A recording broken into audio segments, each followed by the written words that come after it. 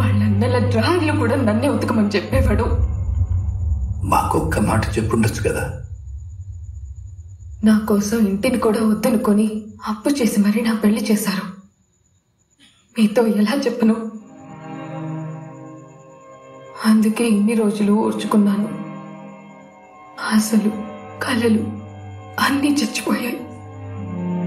ఆ టైంలో ఇది పుట్టింది. నాకు భయం వేసింది. కానీ అక్కడ ఏ మార్పు లేదు. మనస్సు, శరీరం రెండు అలసిపోయాయి. దీని బాబుతో చెప్పా, ఇంతకు మించి భరించడం నా వల్ల కాదు అని. భరించాల్సిందే అన్నాడు. మొదటిసారి అడిగాను, నా మీద కొంచెం కూడా ప్రేమ లేదా అని. లేదనేసాడు. అయితే నాతో పడుకొని బిడ్డనెందుకు కన్నావు అని అడిగాను. ఏం చేయమంటావు, వేరే దారి లేదు అన్నాడు. అదే బ్రేకింగ్ పాయింట్. తల పగలగొట్టాను. వచ్చేసా.